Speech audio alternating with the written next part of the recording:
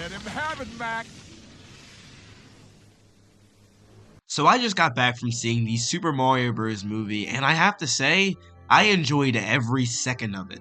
For the most part, I stayed off of social media trying to avoid every single spoiler as possible because I wasn't able to see the movie day one, but I was able to see it day two with my brother, and I had an absolute blast. Now, that isn't to say the movie is completely flawless. It's not, because I did notice there were a couple problems I did have with it. One in particular that I do want to address later in this video, but before I get into the negatives, let's talk about the positives because there are just so many. So before we begin, the first half of this video will be pretty much spoiler free. I won't be talking about anything related to the movie to a certain extent where it's information that you aren't aware of before you go and see it.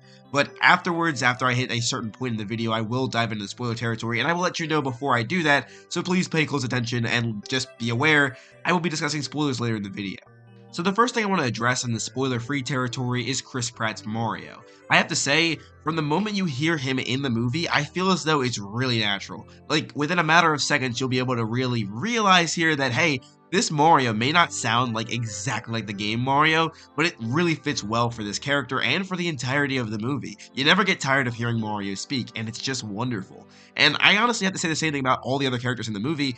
Whenever I hear the voices come out of their bodies, it just sounds so natural. There's not a point where I'm taken out of the movie like, oh my gosh, the actor's just playing themselves. And even if the actor was playing themselves, the voices fit well enough where it really didn't matter. Like, for example, Seth Rogen is a character, I feel like when it comes to Donkey Kong, he literally uses his regular voice, but it sounds so natural that it sounds like Donkey Kong that it doesn't even matter to me at that point. The characters to me that I felt as though stood out the most in terms of voice acting and characterization would have to be Mario and Bowser to me. I feel like these two characters are completely nailed down to a T. In terms of like the way they sound and everything like that, I feel like I'm never taken out of the movie at all whenever they're talking. And this goes for every single character, but I really did enjoy the voice work done by Chris Pratt and Jack Black the most in my opinion.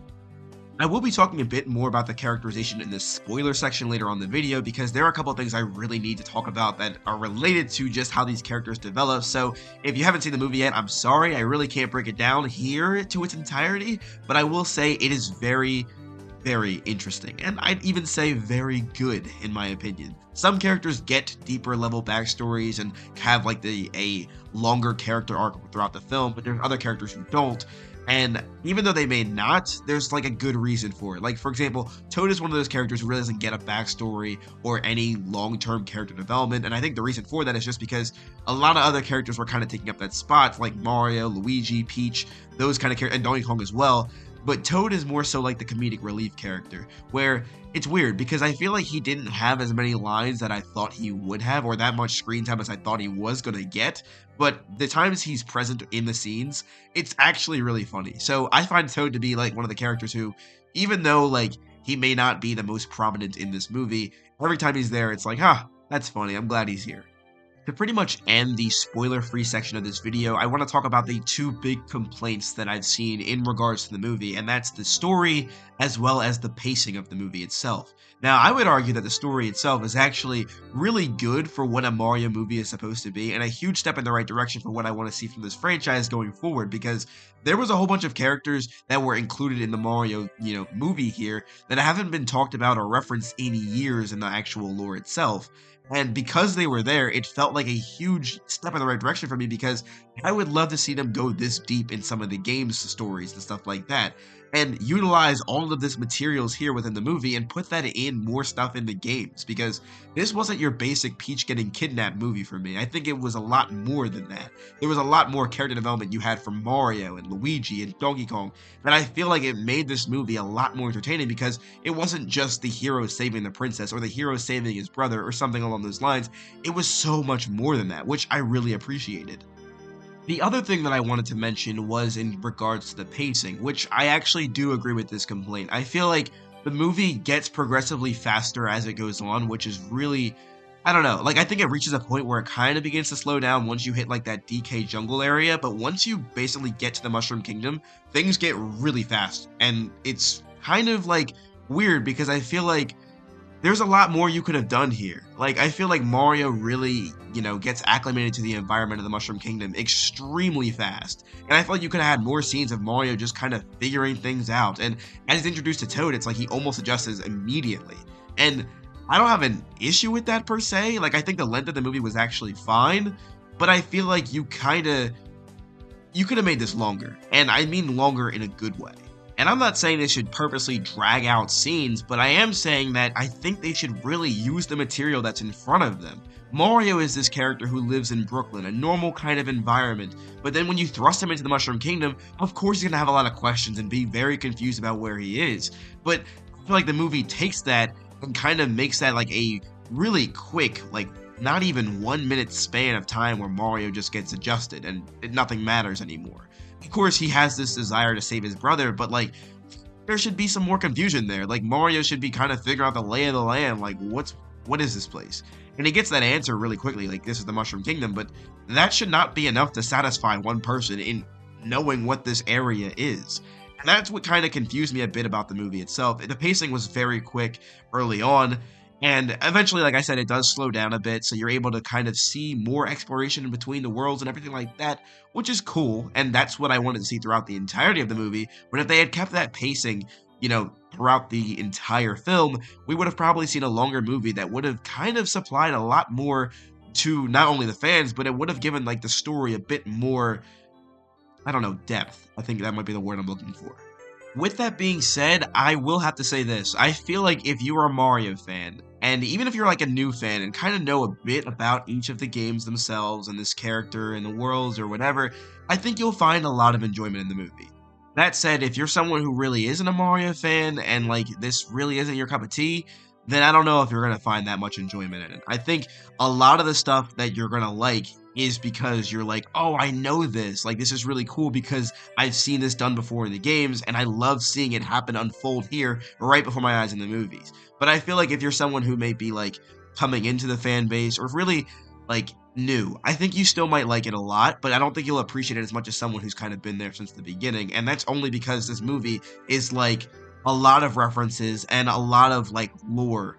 And I think you like all that stuff if you know what it is. And it's like you gain a new appreciation for it because it's there, it's 2023, and all this stuff that I've seen years ago that hasn't been referenced or touched since is now right in front of my eyes in 2023, and that's crazy. But I feel like if you're someone who really isn't in Mario, this stuff's not going to do anything for you. So you might come out of the movie feeling like, oh, it was okay, but I didn't really need to see it. So at the end of the day, I will say this, the Mario movie is a must-see movie for Mario fans, but I think it's still a pretty good movie for those who really aren't Mario fans. I think at the end of the day, you'll still find some enjoyment in it, no matter who you are. So with that out of the way, it's time to get to the spoiler section of the video, but before we do that, let's hear a word from our sponsor.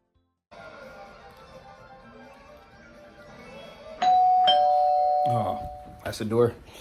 I gotta go get that. I wonder what's at the door.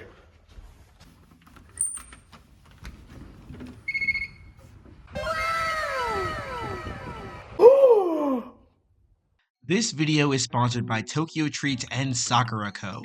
These are monthly Japanese subscription boxes that you are definitely going to want to check out. The mission of Tokyo Treat and Sakura Co. is to share Japanese culture to the world through the medium of food, a universal language. Tokyo Treat is a box full of popular Japanese candies and snacks like exclusive Kit Kats and ramen, whereas Sakura Co. has more authentic and traditional snacks from Japan. Each of these boxes contain 20 delicious snacks and are also really awesome because every single month they have a new theme. This keeps it fresh and exciting. This month, the boxes are spring themed. For Tokyo Treat, the theme is Sakura Picnic Party, and for Sakura Co., it's the arrival of Sakura. Oh, and we should definitely talk about the packaging and design of these boxes. I mean, we are talking absolute chef's kiss. And if that weren't enough, each box also comes with a 24-page booklet that not only provides information about the snacks included in the box, but also plenty of interesting facts about Japanese culture. So what are you waiting for? Check out Tokyo Treat and Sakura Co. in the link in the description down below, so you don't miss out on this special Sakura promotion. I think these cookies, they're the best. So first things first, I love that they used the Mario Brothers family. I think using that to kind of strengthen Mario's character development is really key here because you give Mario something to shoot for. He wants to please his father and his family and show them that, hey, he can create something of his own and be successful, but seeing them kind of doubt Mario's capabilities, especially after watching that, commercial that the Mario Brothers put out for the plumbing, it gives Mario something to strive for. And it's not just the fact that he has to save his brother, who's landed in the Darklands. It gives him this character development that now he has to overcome. He has to prove to everyone and himself that he is able to make something his own and persevere even though things can get tough. I think one of my favorite scenes throughout the entire movie is when Mario's fighting DK. And first off, that fight is amazing in itself. I think every action scene within the movie was just flawless. And I'll talk a bit about those a little bit later, but throughout this entire fight between Mario and DK, Mario just keeps getting back up. And I can say this about every single fight Mario's involved in. He just keeps getting up and never giving up.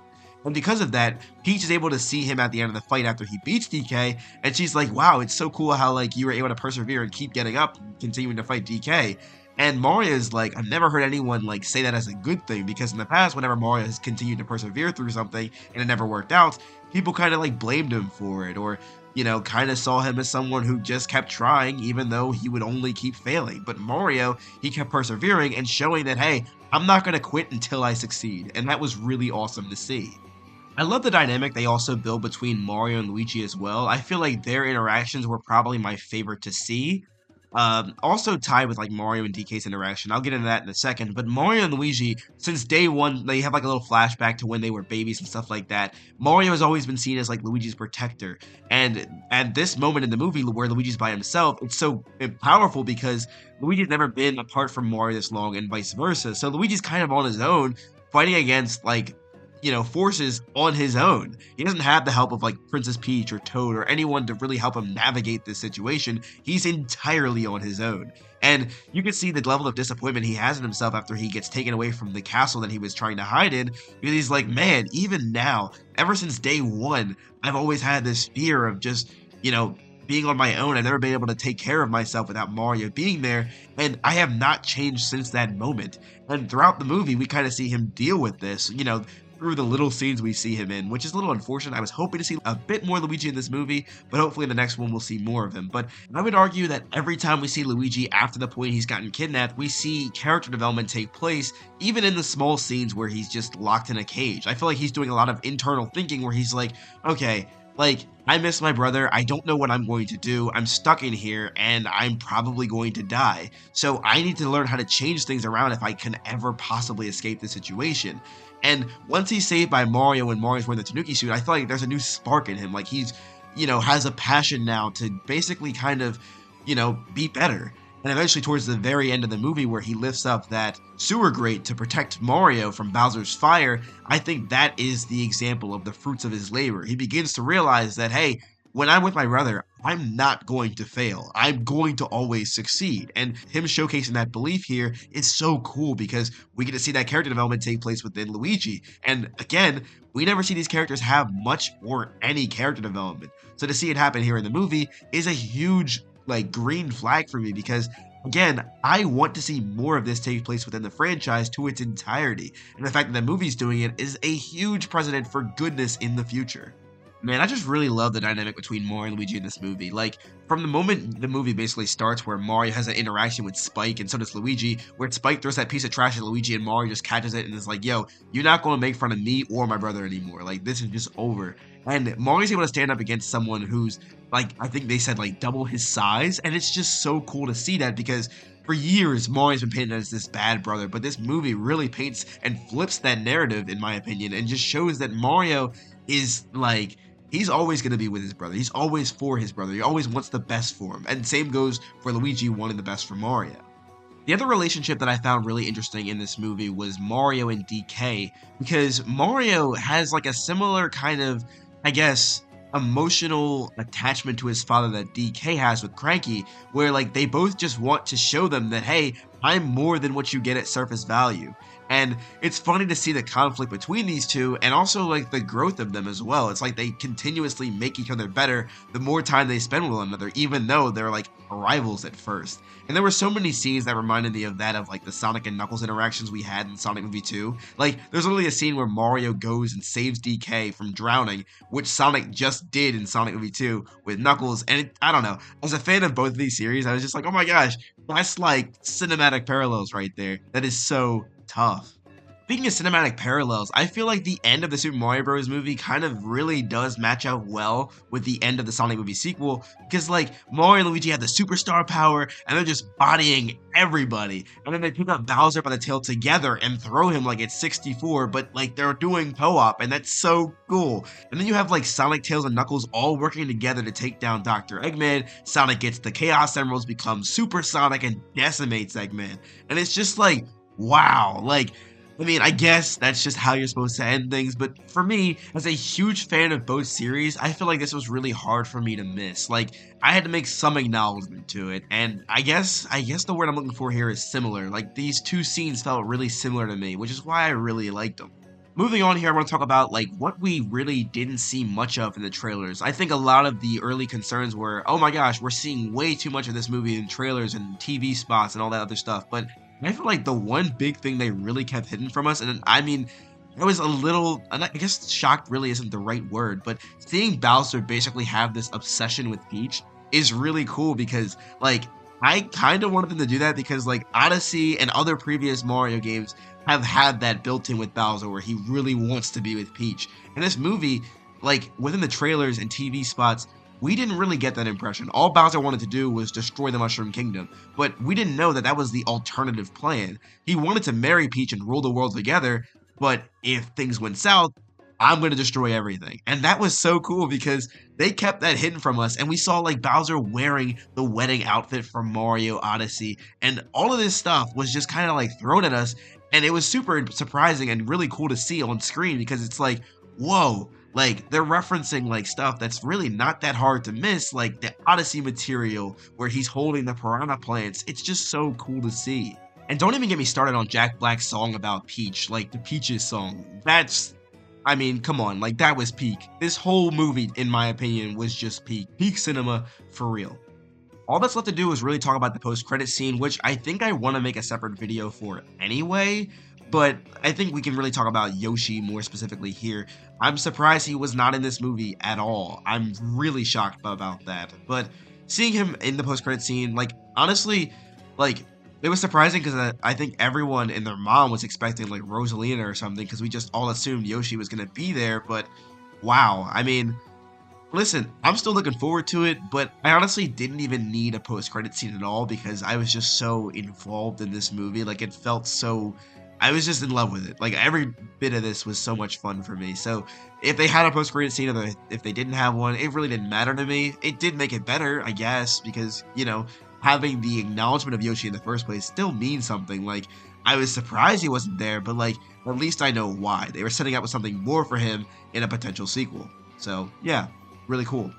Alright, but with that said, that is my review on the Super Mario Bros. Movie. I hope you guys enjoyed what I had to say, and if you disagreed or agreed, let me know in the comment section down below what were your thoughts on this movie. That said, thank you all again so much for watching. This is SONICSTA signing out. Have a super blessed day, y'all. Why are you playing that trash?